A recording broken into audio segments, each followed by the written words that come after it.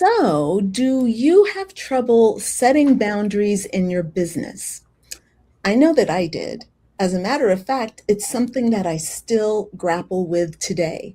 I'm really good with boundaries in my personal life, but when it comes to my business is kind of like my baby and my boyfriend and my best friend. And so, so my business can kind of really take up a lot of time and space. And today we are going to be talking about, is that a good thing? Is that a bad thing? What are we going to do about that? So many women coaches entered entrepreneurship specifically to create freedom for themselves. They wanted freedom in their time. They wanted freedom to choose how they work, with whom they work, where they work in the world. And what many of them really discover instead is that building a business demands more time from them and more energy and more focus than any bossy employer ever did. So I noticed personally that the hours filled up and my energy depleted before the work actually like started paying me back through income and impact.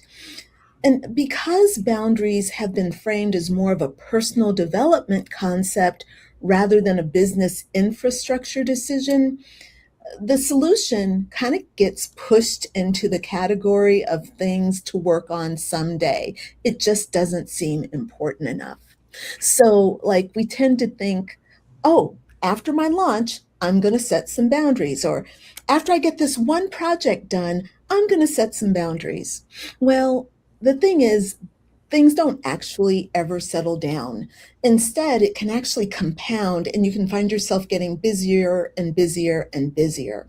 So, today I'm going to be talking with several expert coaches about the importance of setting boundaries in your business. So, on our panel today, we have leading authority on influence and visibility, Dr. Richard Kaye. We have confidence coach Liz Rankin, financial leadership guide and energy strategist Jennifer Sifert, and clarity catalyst and flow guide Susan Winner. Hi, everybody. Hi. All right. So, friends, I want to get you all in this conversation right away. And I've got some questions for you, which I didn't actually get to get those printed out. But let me ask you all to kind of just describe for us, what are boundaries? And maybe can you give us some ideas of some of the boundaries that you establish for yourself in your business? Who wants to lead us off? All right, it's a shy group, so I'll lead it off.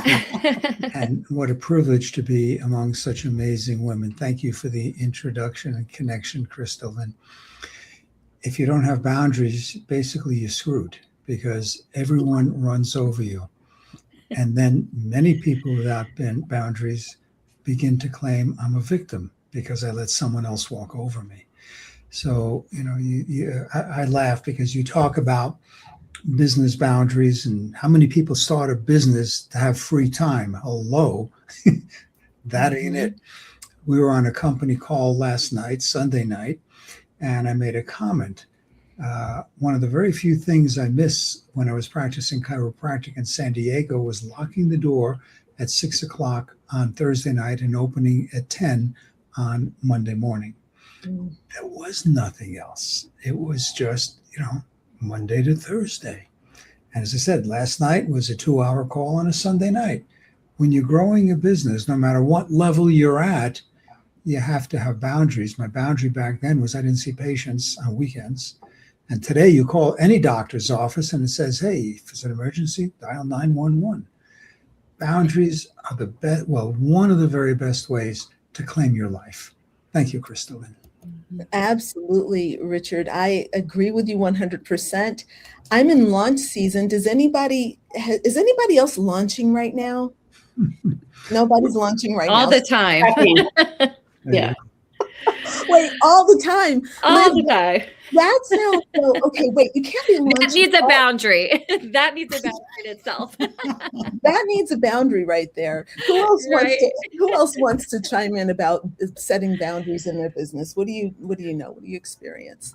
Well, I've been working with entrepreneurs and for a long time, since my 20s. And if you look at work, right? Like now that we have phones and our email is on our phones and the direct messages and all that kind of stuff, I was really fortunate that I did this for myself before the phone email ever existed. But when I walked out office doors, or however the door for the business was imaginary created, I did not check email. I did not make phone calls after certain hours. And I did that because when I didn't, I had anxiety. Like I would start working. If I started checking an email at 7 p.m. or something like that, I would start solving a problem. Or maybe there was something like sometimes some clients, everything's an emergency for them. And those are the clients that really taught me to install this boundary, because everything was an emergency. Mm-hmm. And I was having panic attacks on Sunday night. I was having, those types of feelings coming up for me, and it sucked. And so I really did this at a very young age, in my early 20s, to stop looking, because if I don't see it, I don't feel it, right? Like I don't feel your emergency problem if I never know what is there. So, but on Monday morning, when I have my hat on or when I'm ready to do the work, I have no problem with your emergency. But when I'm trying to relax, your emergency invades my time. Yeah. And invades my body. Like we're lots of coaches that are watching this summit. We're empathic. We're feeling your stuff, right? And so we have, we work on having energetic boundaries so that we don't take on your things. But for business purposes, we really have to be even like another layer of literal boundaries, rules that we have to live by. And that's one of my rules, is I don't check. Like Sunday last night, I'm doing a book launch signing thing, and texts were coming in at 7 p.m. on my phone. I just let them come in. I did not read them till today. Yeah, that's even though they were not emergencies, there was nothing there. I just was not in work mode. Yeah, I love that. And I have to say, look, if you are watching this right now, we are all speakers on the Liberated Coach Summit, and we are helping women break free from the shackles that are keeping them stuck in their businesses. If you want to join the summit, we have a link for you in the comments. Zaina is going to drop that link, that's for sure. Thank you, Zaina. But please get yourself signed up. It's absolutely free to attend. Each one of the guests here, well, there are 20 summit speakers altogether, but all of us who are here are offering you a free gift as well as a really in-depth discussion about what's holding your business back. So go ahead, sign up for free, and also make sure you get the free gifts that we are offering. So I have a question for you all out there, for our speakers here. Let's talk about boundary setting. And I want to know the difference between these two things. Now, there's kind of a boundary that can create a distance between you and something, but there's also some kind of a boundary that can create clarity. How does a coach know if she's creating a boundary that is creating clarity, or she's creating a boundary that is just kind of keeping her distant, or maybe kind of outside, or maybe I should even say disconnected? Does that make sense? Yeah, I'll tackle this one.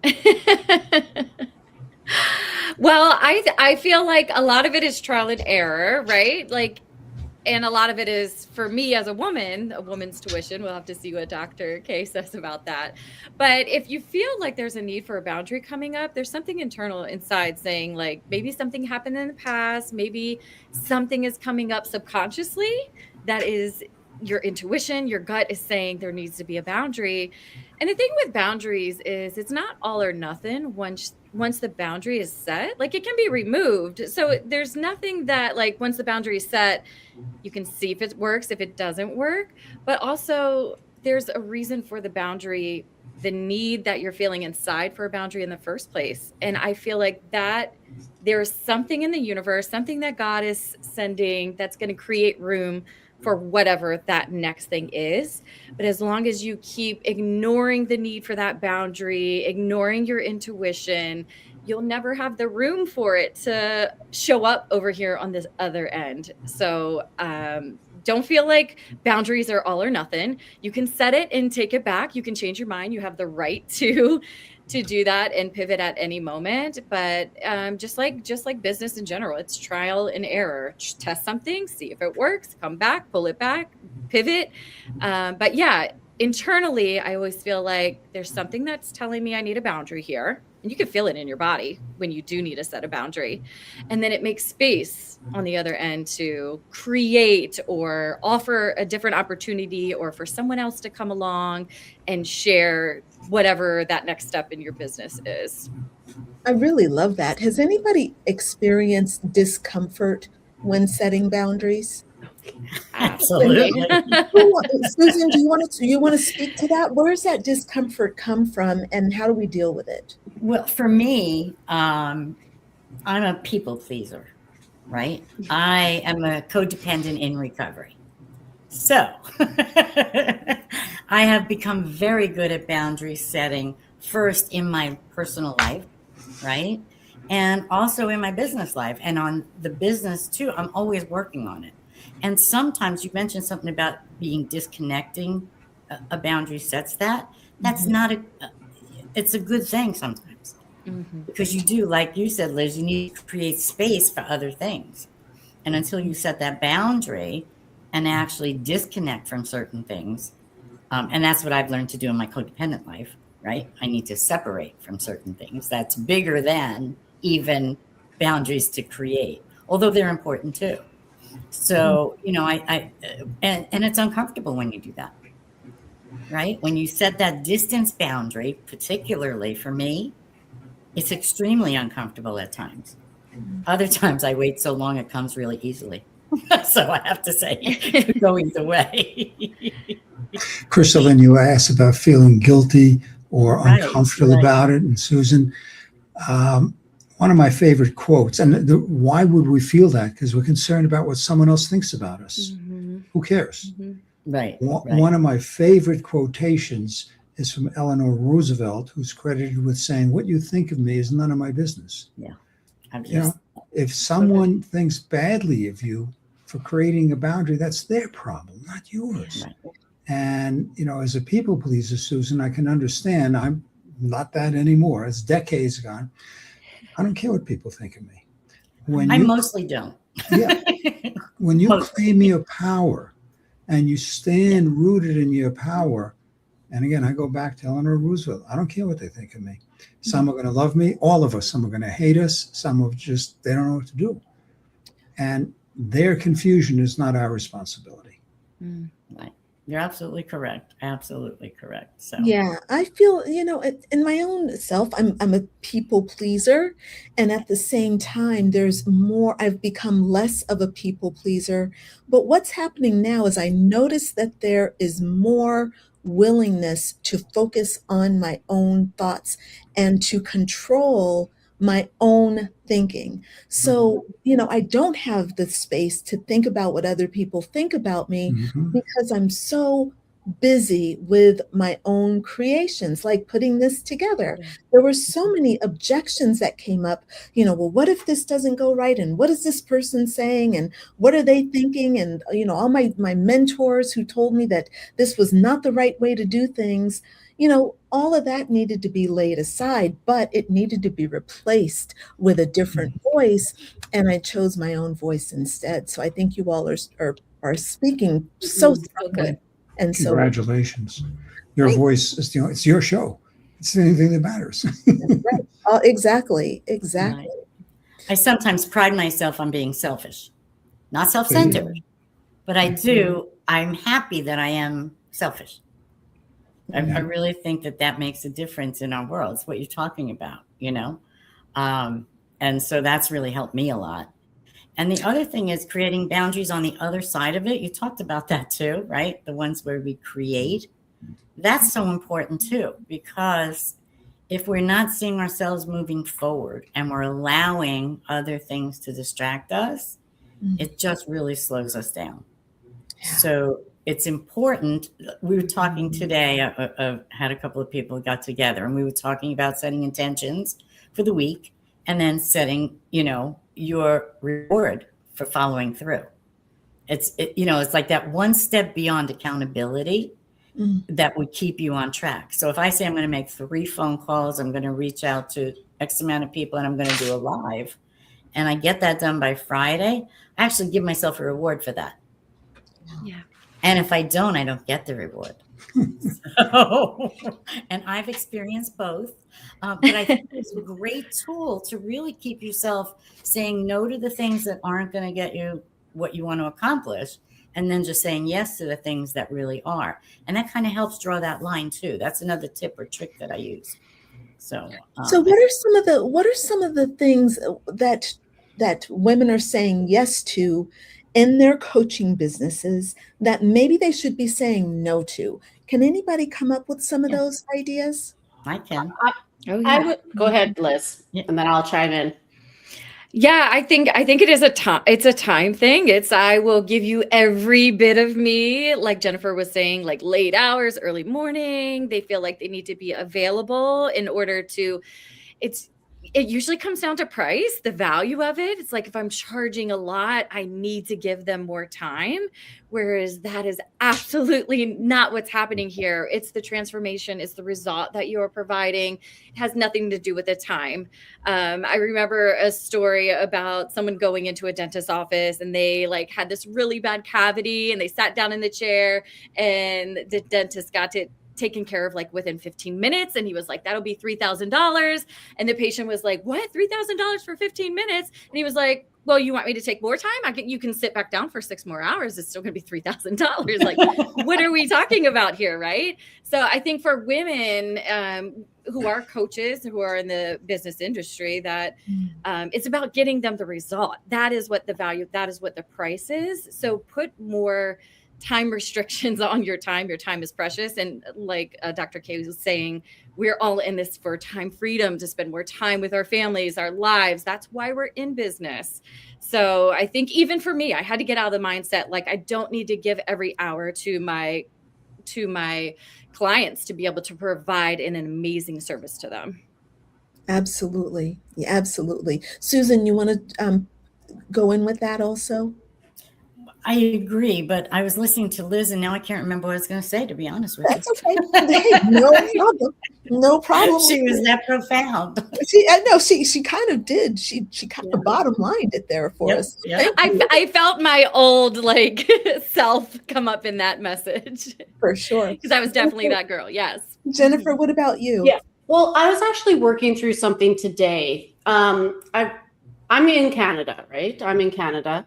And so I was charging in Canadian dollars, but I have a ton of expenses in US dollars. And the exchange rate is the pits for Canadians. Okay. It's almost like 1.5. Almost. It feels like.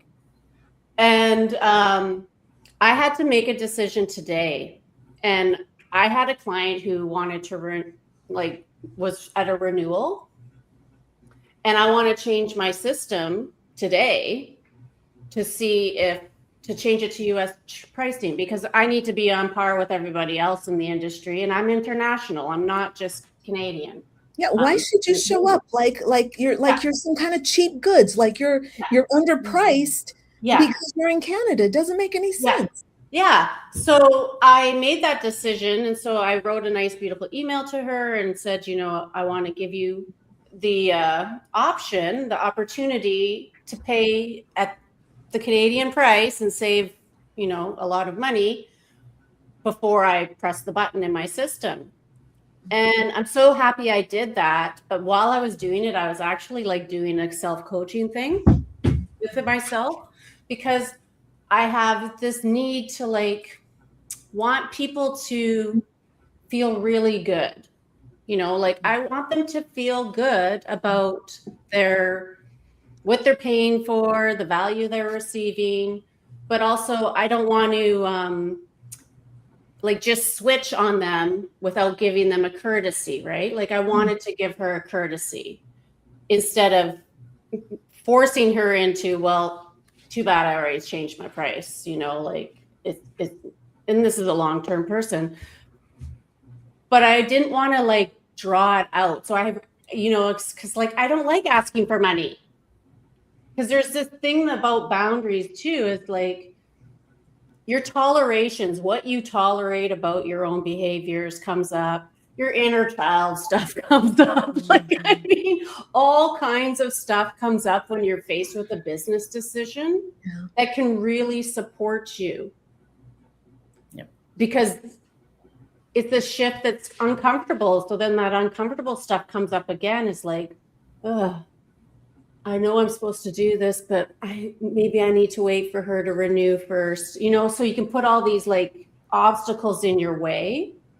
But I sent an email and she made a decision immediately and I pressed the button immediately. And so it was so worth facing that boundary that needs to be set. Like, I don't need to underprice myself in an international market here just because I live in Canada. Beautiful. That's I think that's something we can all be thinking about. And, you know, I'm in California versus someone who is maybe in Iowa, right? The cost of living is different, the pricing is different. And very often in my certification program, I would, you know, have women from all over the US, and they would, you know, the Californians and the East Coast people would be like, yeah, that's a reasonable price for your certification. Whereas someone in the Midwest would be like, what is that? I've never spent that much money on something before, you know? And I think that there's a way to, you know, number one, help people see your value and help to see the value of what you're bringing, but also to kind of, you know, be gentle like you did. You gave her the option, you let her know. And I think that was really, you know, very generous of you. And Crystal, Lynn, and Jennifer, this is just a different perspective. If you're cheap, and I'm not saying you are, but if someone perceives you as cheap, they're going to wonder why. If you're ordering crap from China, from Temu, you know it's cheap. The same product, and I don't care where you are, is often, house name products are often made by major companies. And people perceive the more expensive you are, the better you are. It's perceived value. And decades ago, when I was very early into my chiropractic practice, I'll give you how long ago, you'll get an idea. It was $17 a visit. Okay. I mean, we're talking, yeah. And I said, I'm going to raise my price to 21. And the whole organization said, you can't do that. You got to go to 19. Then a year later, I said, what? You're going to lose clients. Well, I said, screw that. I raised my fees to 21 a visit. And they're right. I did lose 2 clients and I gained 6 more because of perceived value. Now, I'm not saying raise your prices that are ridiculous, but who do you want as a client? You want someone who's scraping the floorboards to be able to pay you. And I'm not negating them. We've got lots of clients who come in at a low level for publicity. And we got people who pay us hundreds of thousands of dollars. Who would you rather have as a client? I can only show you my experience the people who pay the fewest dollars are the ones who complain the most and take most of your time. And everyone's shaking. Amen, Dr. Richard. Absolutely. Okay. And ask for a refund after it. Right? Yes. So, okay. So we're understanding that there are these kind of opportunities for us to establish boundaries in our personal lives. But now I want to ask about personal boundaries within ourselves. So I personally have been notorious for setting boundaries with myself and then overstepping my own boundaries. And for example, I'm just going to give you an example so you know what I'm talking about. But I might say to myself, hey, I am going to eat in this food window and eat based on these healthy, nutritious meals that I have thought through. I have put time into creating a menu for a food plan. I have prepped the meals. And when it comes down to eating the proper portion, which I have weighed out and understood that it is correct, it is the right amount of food to eat based on the number of calories that I've burned. And I will have that and then step over that boundary and then eat tomorrow's meal prepped plan, meal prepped food as well. So that is a very clear example of setting a boundary and then stepping over that boundary. Can anyone speak to those kinds of internal battles and what maybe you can recommend we do about those? Do you have any recommendations for how to deal with that? No. One of the things is what I talked about just a few minutes ago, and that is use a reward system for yourself, like you would with your child, or like, and that really has worked for me and a lot of people that I know. And you can do it small, incremental, right? And of course, have an accountability buddy, I like to call them. Somebody's going to hold you accountable, because I know for me and most people I know, I'll do something for somebody else before I'll break my boundary, but not somebody else's. So if I tell you that I'm going to do X, Y, or Z, you better believe I'm going to do it, because I gave you my word I was going to do it. On the other hand, like for this weekend, I had to go in. I decided I wanted to go in and gather some templates and switch some things on my website. But it was also July 4th weekend. And so July 4th weekend won out. And I didn't do what I needed to do in my mind. Because one of the things, and I speak to this a lot, because we've talked about personalities. One of the things about my personality is I believe I can do it tomorrow or later. There's no urgency on that part of my personality type. And sometimes that part wins. I'm more conscious of it because I understand me and what my operating system is, but it still, gets me from time to time. And so I evaluate, right? And I decided it's more important to spend time with family and friends than it was to gather those templates. And I do believe I made a good decision. I'm not saying that I didn't. I consciously did it. But if I had told somebody I was going to get those templates done, guess what? I would have done both. Right? But I let me off the hook too easily sometimes. So that's where that reward thing comes in. Okay, you can go play with the kids as soon as you get your templates done, right? That simplest little things. I'm not talking about, take yourself out for a gourmet dinner, just tiny little things that are important to you would make such a difference, And the other thing is following your calendar, committing to your calendar, that your calendar is your employer. That's your boss. And if you put it on the calendar, it's happening. And nothing is going to interrupt, because that's your appointment, right? Yeah. You wouldn't miss an appointment with a client. No. So why would you miss an appointment with you or with that activity? So that's helped me a lot too in allocating my time and staying on track. So those are two things that I used. That's beautiful. Does anybody else want to speak to that?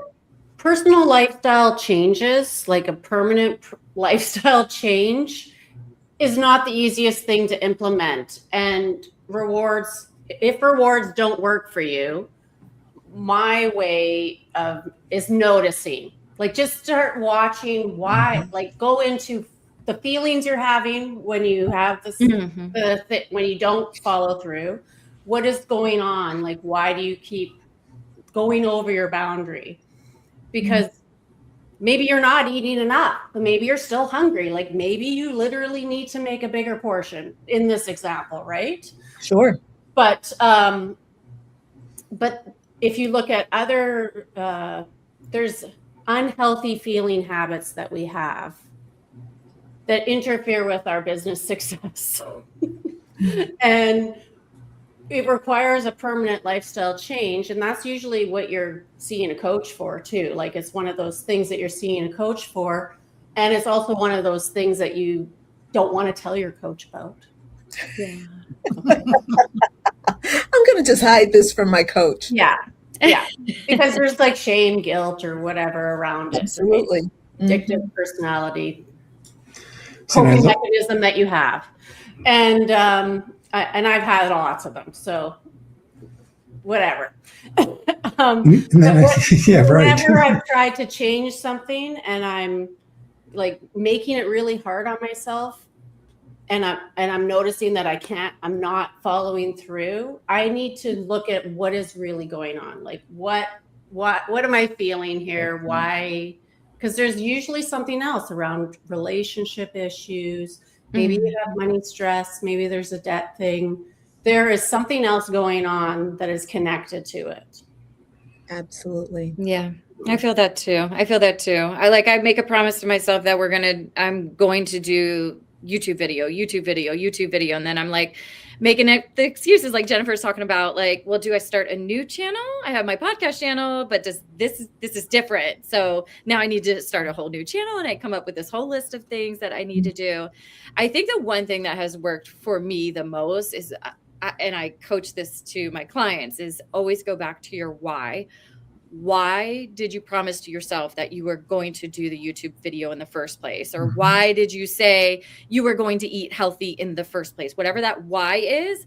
And for me, when I peel back, like, well, I'm doing it for my clients. Like, I want people to live the best life possible. I want them to start their business. I want them to grow their wealth. I want them to do things that they love and they're passionate about, and why they're here on earth, and spread the ripple effect, right? The legacy that I'm building for my daughters, even though it just seems like I missed recording a single YouTube video, I actually delayed what would be possible for me and my daughters and traveling the world and freedom. And then I delayed my clients' progress because I didn't put the content out there, which is powerful. So I think, and I keep like a list of my whys. Here are my million whys why I'm doing this. And going back to that list really grounds me to say, listen, this is just an hour that you feel like it's not a big deal, but it is actually a huge deal, because every little thing is a small win in the progress, the momentum that you're building moving forward.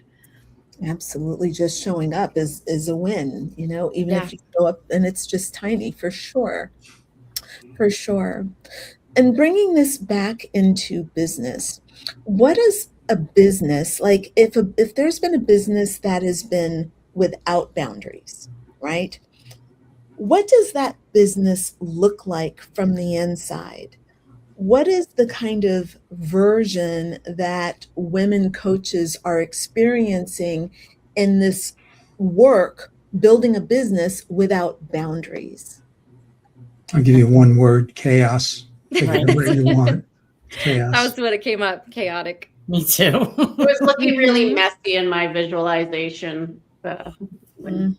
Yeah, chaos. It's the puzzle pieces where they're just been dumped out and everything is scattered, and the puzzle pieces need to be you need to do the border. You need to start working on this piece of the puzzle and getting it back together, because it, like Dr. Kaye said, chaotic for sure. And then turn the puzzle upside down, so all you have are shapes.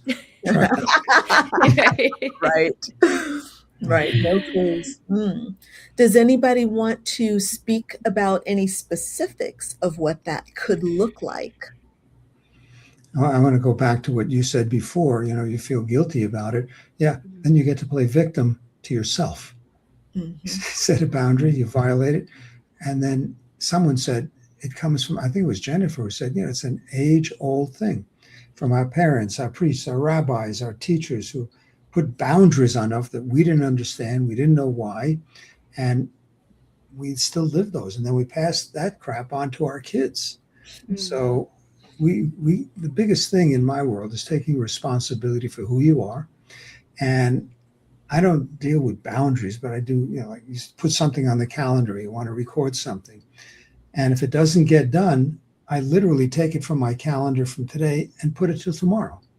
Unless it's critical, then it becomes a must do. And, we're all guilty of that. Every human being is guilty of that. It's how do you deal with it?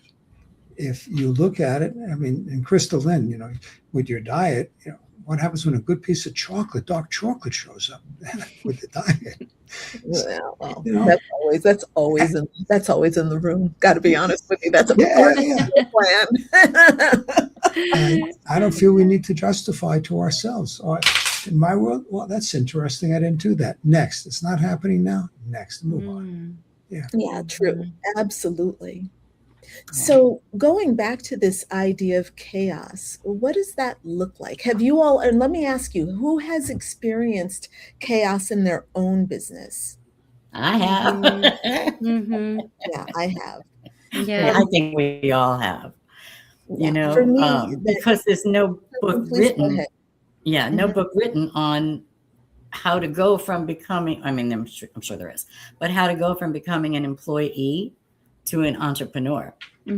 So, you figure it out as you go a lot of times, right?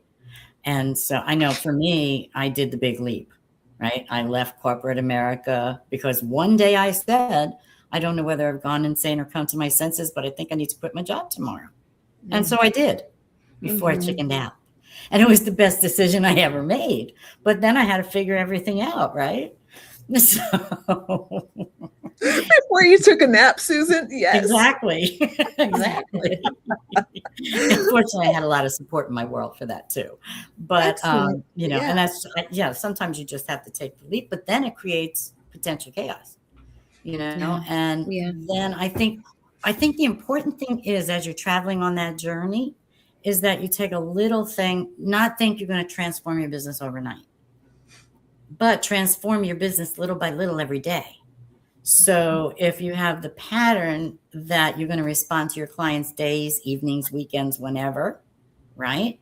Now you're going to set a boundary for that. And that's going to be uncomfortable in the beginning. But it's one way to free up all kinds of time for yourself. And I can tell you that your clients will respect you for it. They will. They will understand and they'll respect you more than, like Dr. Richard was referring to, you taking their calls anytime, anywhere, easy peasy, right? And so there's not as much value there in their minds, perceived value, right? Because, no big deal. She'll take my call anytime, anywhere, and isn't that weird? I wouldn't want a business like that. So what are you modeling? Right? Yeah. Absolutely. Yeah. So like I said, it's taking little things at a time, not taking on the whole thing. We talked about the chaos in so many things you had to do. One of the major things that I learned was that I would always accomplish all I'm meant to do every day, and I will never accomplish all I want to do or think I need to do. When I switched from I've got to, I have to, I need to I get to, right? Then it made a huge difference. And I added to that, I'll accomplish everything that I'm meant to do every day, as opposed to everything I have to do today. That was huge for me.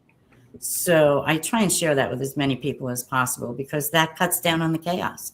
That cuts down on the overwhelm, on the guilt, and if historically, if you look back, you will always accomplish all you were meant to do that day. If you look backwards, right? Now, I laugh every day and I say, okay, I have a plan, and then God runs the show. So that's just how it goes for me. Right. I have a show. God runs the show. Exactly. Right? And I go with it, and it's comfortable for me because I have that confidence in knowing I will actually accomplish everything that's important to be done. So those are a couple of my things. Well, one of the things I found is that my world was very chaotic when I didn't have clear messaging. So Liz and I, before we got on the call, we were kind of talking about like that phase where you don't quite know what to call yourself, or there's just, you haven't quite figured out what your business is. And it's not that you don't have boundaries around what you're doing, but you don't know what to do. Yeah. And so I found that there was a lot of chaos that showed up in my content creation. I didn't know what to post on social media. I would post one thing, I'd get a great idea, and I'd create a bunch of content and great images, videos, and then all of a sudden that would kind of peter out because it wasn't really what I was supposed to be doing. And so I found that that was quite chaotic, a very chaotic time for me, because I was all over the place and nothing stood. Like, there was nothing compounding. It was like having all these different things spread out, and nothing actually was building. And I found that to be very difficult in my business. Yeah, I'm definitely feeling that, Crystal, and especially when it comes to content. I think because everyone is saying post content, you're like, okay, well, this, let me pull this here, and just post about it. I also think what's coming up for me is like too many items on the menu. So like for me, I create offers and I'm like, do I offer digital products? Do I offer high ticket coaching? Do I offer helping my clients build memberships? And as a people pleaser and overcoming, setting boundaries, it's like, well, the client is asking for this. So do I tailor it to them, exactly what they want? And then you find yourself offering one-on-one services. And then you find your time is gone again because you can't streamline anything into like a group coaching program. So that's where the chaos is coming out for me. And I think even we all make this mistakes. Even Starbucks has made this mistake. They said recently they went down to like a certain number of menu items. I don't know, 37 off of 120 or whatever, because they were like, we're still getting this. I think they actually increased revenue by doing that. So if they're doing that, then we should all just make it less chaotic, less items on the menu, and we can serve more people, because then our time is free to be able to put more into serving our clients. It's a brilliant comment, Liz. Everyone or most people know the expression, a confused buyer does not buy. They get so lost in decisions. And I want to give you a patent example. One of the things we do is get people interviewed on television, magazines, newspapers, etc. Just imagine you're about to walk into ABC, and there's pure chaos. You know, the script director's gone, the director's out to lunch, the camera operators are, out in the back smoking. There are times you need absolute structure in your life. You want, and again, this is the metaphor, you want that interview to feature you beautifully. So we work with stations that have that structure in place. It's vitally important. And I'm going to go back, get rid of 12 options. Confused mind just gets lost. Absolutely. I think there's a little bit of good chaos though when you're finding your way. So like how I think of a business is it's like a container that you're creating, which has structure. So it has sales and marketing, and has finance and banking and collections, and it has other things in it too, employees, teams, assistants, and all that kind of stuff. And you're in the center of it. And when you have a good system in place, when you have lots of good systems in place, it can really function. But when you're starting out and you're trying to find your way in the industry, in the coaching industry, what is my specialty? I think what can become a problem is you're multi-talented. Okay, like I have a CPA, I'm a horse trainer, I'm a healer, I'm a shaman. I have all of these multi-dimensional talents, right? And I'm a visionary, and I can come up with ideas like all over the place. And I remember when I was in my early 20s, before the internet really even took off, I always was asking, like, I need a scribe to like pick up my, now there's like actually an app called a Scribe I just found the other day. Okay. So it's like, all of these ideas that you're having about your business, if you can think of your business as a container, and get business coaching too with people who know how to structure the container, You can really, you can have lots of ideas, but you can decide which idea is good right now for me where I'm at. And the other thing that was coming to me earlier when we were talking That's about a boundary. yeah, Mhm. when we were talking about moving from being an employee to an entrepreneur, or even a homemaker into an entrepreneur, like a mother who's now going to become an entrepreneur. You have systems that you learned in those industries. Everybody has worked for a business if you're an employee, okay? And there was structure there. So do not throw out the bathwater Exactly. because you have become an entrepreneur. You take the systems that you know how to run with already and take them and put them in the business that you're creating. And even if they seemed really simple, like doing laundry and washing dishes and all that kind of stuff, and taking care of kids is not simple. By There any are means. so many systems that you have installed. Being an employee who knows how to read your email and learn all the software of your job and all that kind of stuff, those are systems you have learned. Take what you've already know and put it into your business structure for yourself, because I've seen that be forgotten. Absolutely. Yeah. So good. Now, ladies and gentlemen, I would like to give you all an opportunity to kind of highlight what it is you do and what your specialty is. I gave a very vague, very general, quick description at the beginning, but I would love for you all to maybe just take a minute and share with our audience who you are and how you help people. And then once we've all gone through that, let's talk about maybe what you're going to offer on the summit. Okay. Would anyone like to get us started here? I will. Go for it, Nobody Liz. else is doing. Wait, and Okay. you guys, I'm going to do a little technology thing. I'm going to try to highlight you. So Okay. don't get distracted. I just highlighted myself. Let me try to highlight Liz here. Okay, you go ahead, Liz. All right. Hi, I'm Liz Rankin, and I am writing a book called Girl, Just Make the Damn Decision.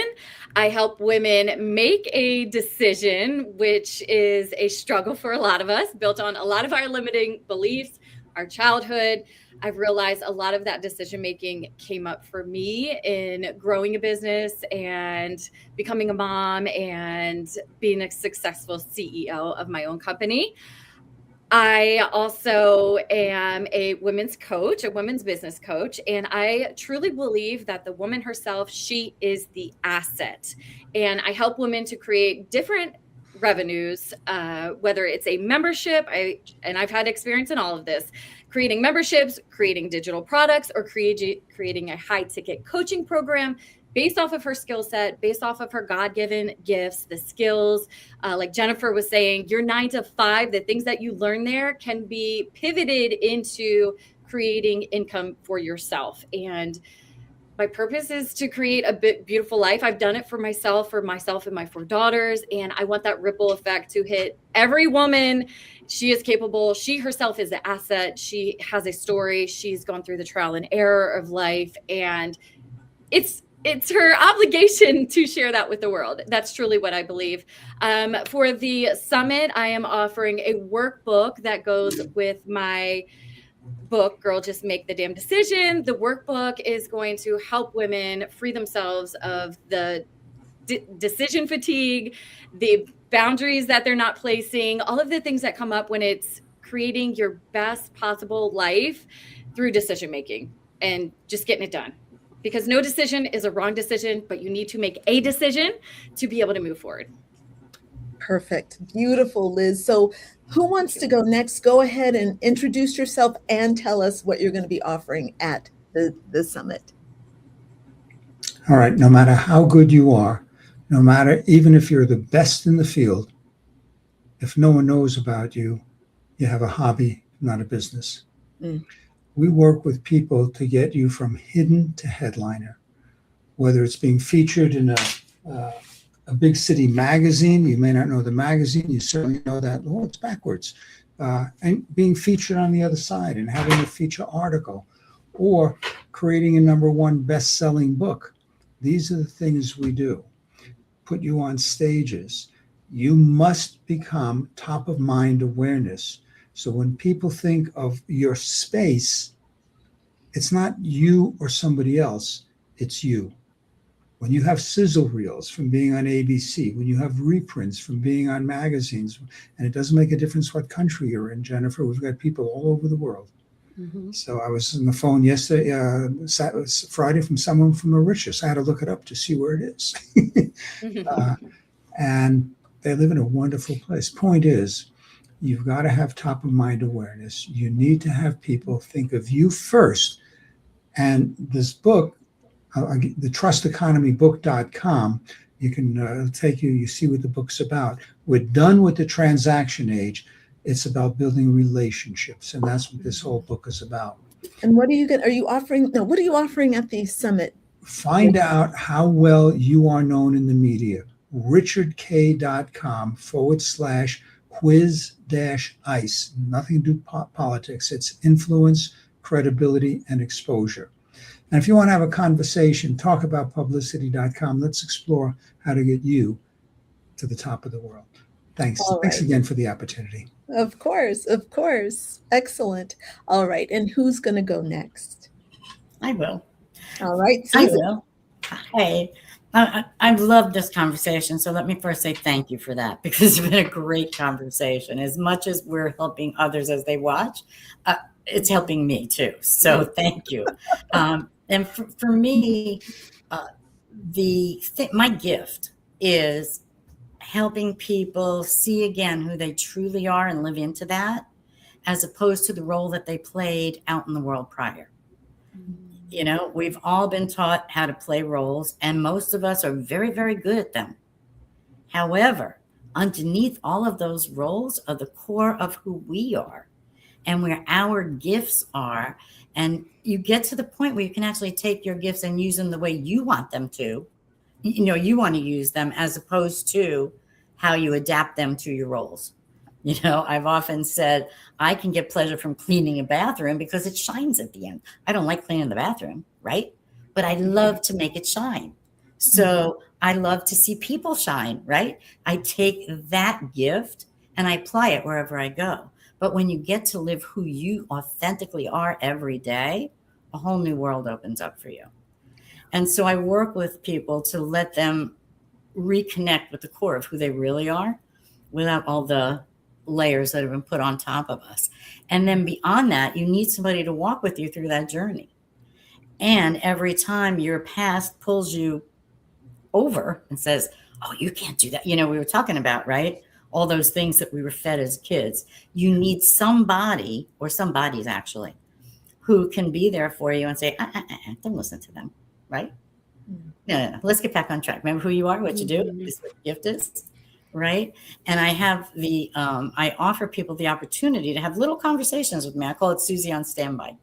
And so you can just contact me, by X amount of sessions, and contact me when you need me, not when your next coaching session is a week from Thursday, right? Because we all get stuck. Right. And so I love to help people get unstuck quickly so they can just move past whatever that little thing is and then go forward. So those are the two ways that I really work with people the most, to be able to help them quickly and authentically move through who they are and make a bigger impact in the world. And Susan, do you remember what your gift is that you're offering? I do remember, because it's so important to me. Yes. Yeah. My gift for everybody is I put together a little packet, a personality guide, I call it, so that you can sit down for a few minutes, and literally a few minutes, and look at a couple of pieces of paper and say, yep, that's me. That's exactly who I am. You're right. That's what's most important to me. This is what's not important to me. This is where I have my little weak area. This is where my real strength is. And you can do it so quickly, and then start to live into that. So I'm offering everybody the personality guide that I put together. That's awesome. And beyond that, a conversation to go with it with me. Excellent. Yay. We love that. Thank you, Susan.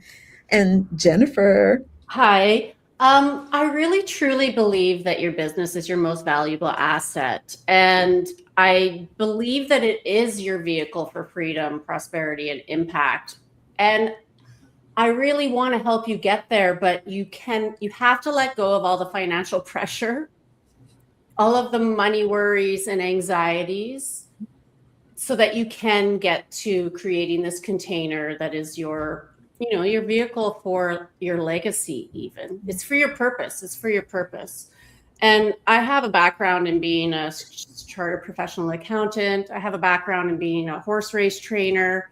I have a background in being a shaman. And I use all of those skills to really help you take your business and make it into like a Learjet, something that takes you to where you want to go.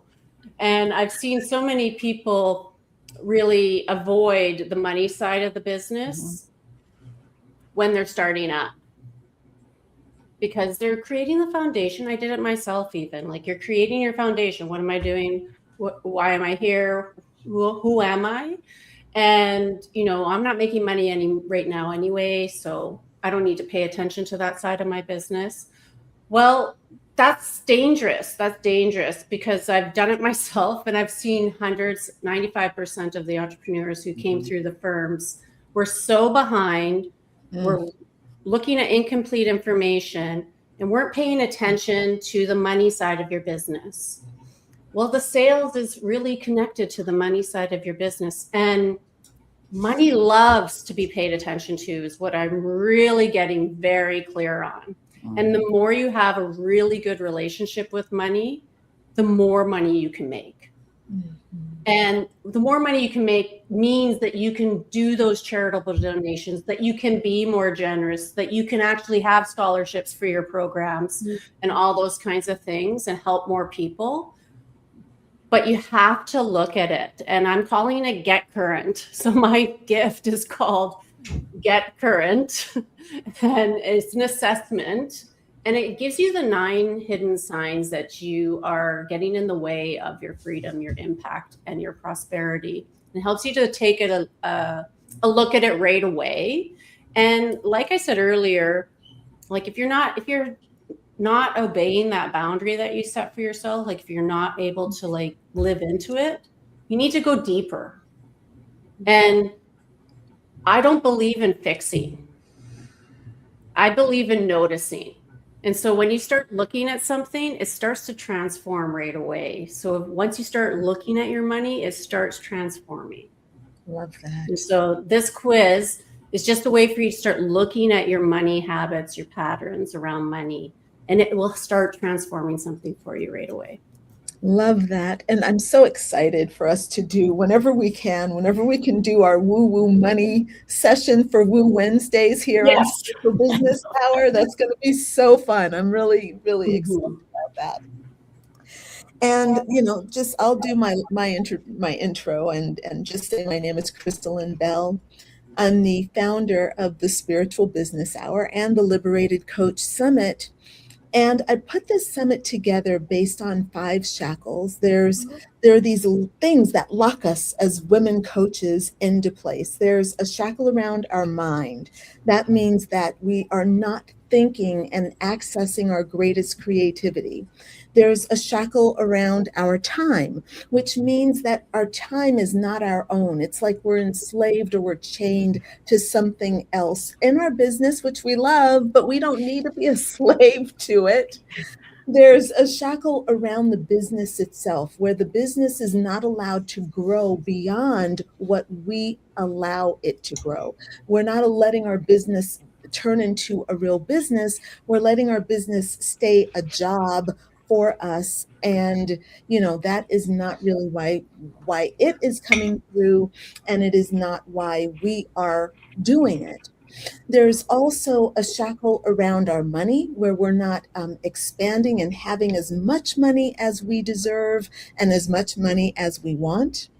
And the last shackle is around our pleasure, where so many coaches are doing all the other things other than coaching. So we are working on funnels. We are working on doing social media and trying to keep up with all the networking and doing all the email funnels and all these things. And none of that has anything to do with coaching. We are doing the things to try to get clients, but we're not actually getting the clients. And so all of those are shackles.